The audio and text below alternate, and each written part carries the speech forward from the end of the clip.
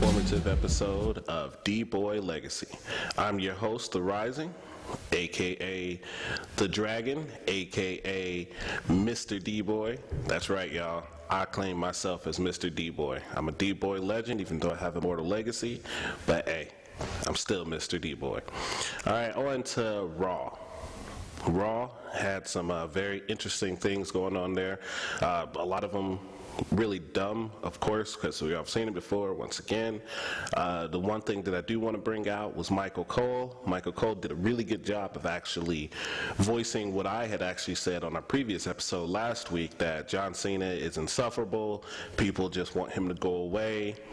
You know, the only bad thing with that was that the crowd was very pro John Cena, so it was very difficult, you know, for Michael Cole to try and voice what everybody was saying, of course. But the reaction that the crowd was giving him, it made the segment a little weird, and I could tell just from the way Michael Cole was acting, and they didn't expect that to actually happen. They were expecting people to cheer, actually, Michael Cole for that segment, but, you know, it still was good that WWE is actually taking note of what the universe is actually wanting. I, for one, was extremely happy with Michael Cole's performance in that segment, but as far as what happened later on that night with John Cena versus Michael Cole, that was bold as shoe ugly. Now, I took that from JR, and I'm going to tell you right now, I've seen ugly in this. I was going to rock his world, too.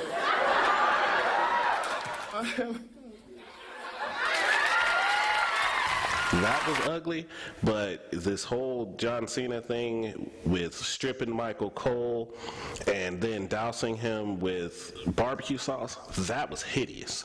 That should have never taken place on WWE TV. The whole match before that was pretty good with Tensai. I like the aggression that Tensai brings to the ring. It just seems that they're also losing creativity with him, like they don't know what really to do with him. I really enjoyed when he came out and pushed his handler out the way and was yelling at him. That was really good. Now on the SmackDown, what did impress me was Damien Sandow, him coming out when Hornswoggle was out there. You know, he used a lot of big words, some of which I don't even know what they mean, but his gimmick is actually really, really good. I think it's very helpful. It's been a while since we've seen an intellectual gimmick like that, so I'm really impressed at how he's carrying himself.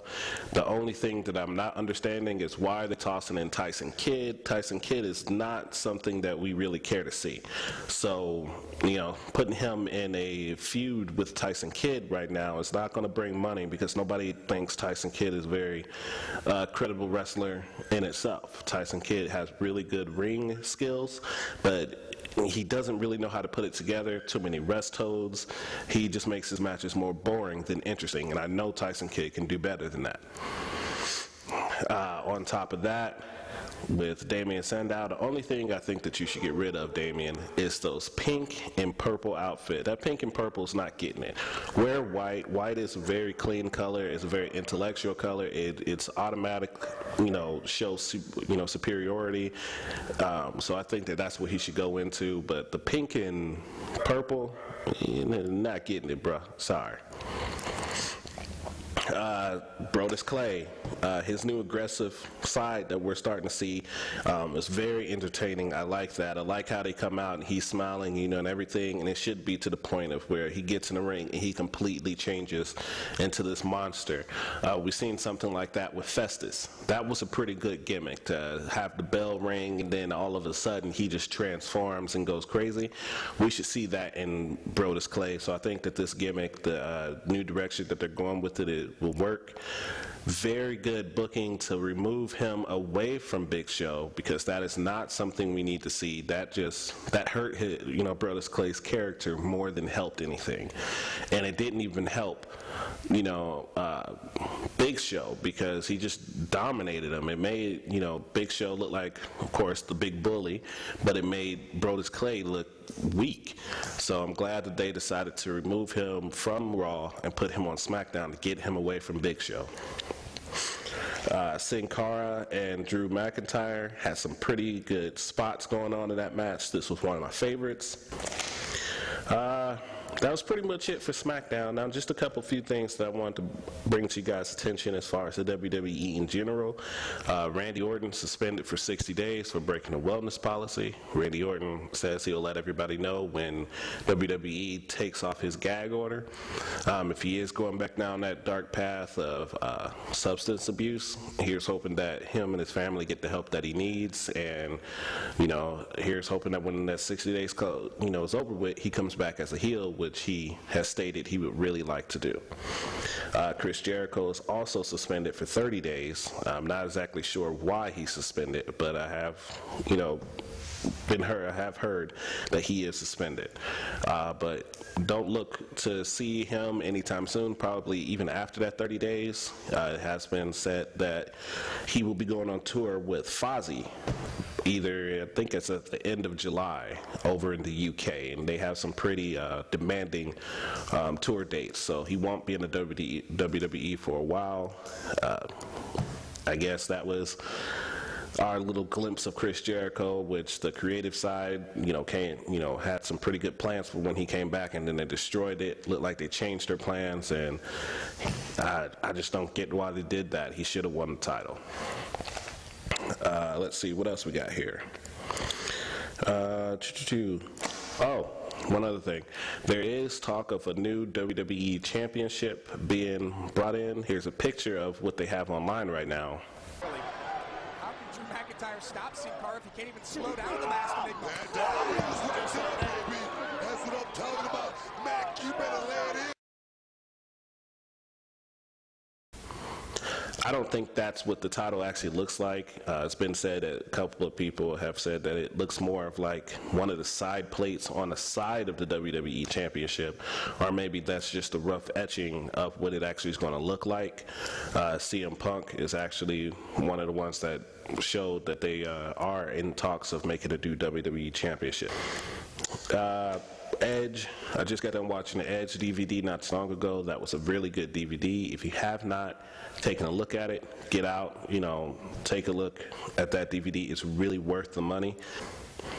Now on to WWE 12. Also was brought to my attention, thank you Artist by Nature, that I forgot to mention last week who are the tag team champions in the D-Boys. The D-Boys tag team champions are C-Money 2012 and Rated R. So congratulations to you guys. And coming up, Cage Chaos. Cage Chaos, we have one match that has been decided for that. It will be Artist by Nature, the current undisputed champion, versus myself, The Rising. I got to give a shout out to C-Money. C-Money is the founder of the D-Boys, and he wanted to make sure that I let everybody know that he is the star, the top person, Mr. AKA Father Time, as artists called him, AKA Moses' little brother, AKA our artist, that whole video with the AKA, that made me laugh, man. You gotta change that up a little bit. But C-Money did want to welcome everybody who are new to the D-Boys. Last week I gave you guys a question to win 800 Microsoft points. That question was, who created the Swanton Bomb? I had a lot of people come in and actually give me some answers. The number one answer that everybody was saying created the Swanton Bomb, I'm pretty sure you guys can guess it. Jeff Hardy. Wrong, sorry, wasn't Jeff Hardy. Jeff Hardy did not create the Swanton Bomb. He made the Swanton Bomb famous. We had only 2 people actually get that question right. C-Money 2012, which he's been around since wrestling's been, I guess, created, since the Greek and Roman days with the big arenas and everything. He probably was one of them in there. Sorry, C-Money, I had to throw that at you. Get yourself some Ciroc and some Kool-Aid, some Ciroc, and chill out. Life ain't that bad. Well, it is pretty bad, but hey, when you're drunk, life is great. I'm pretty sure you know that, C-Buddy. But C-Money 2012 got the answer right, and so did Newborn King. The answer was the great Suzuka. He was the one to create the Swanton bomb, and it wasn't called the Swanton bomb at the time. It was called the Senton Atomico. So that was the answer. The Senton Atomico was created by the great Suzuka before Jeff Hardy was even born. So congratulations to the two guys that got it right, and I did put it in a drawing. And Newborn King, you are the winner. You get your 800 Microsoft points, so make sure you get me information, and I'll give you the code so you can claim your prize. For next week's 800 points, this is the question that I'm going to throw out at you guys. What match was considered the first match for The Undertaker and the Andre the Giant to be in the same ring at the same time?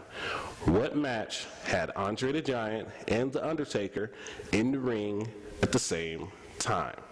If you can get that question right, you got a chance to win 800 Microsoft points. Once again, I'm your host, The Rising, and this has been another episode of D-Boy.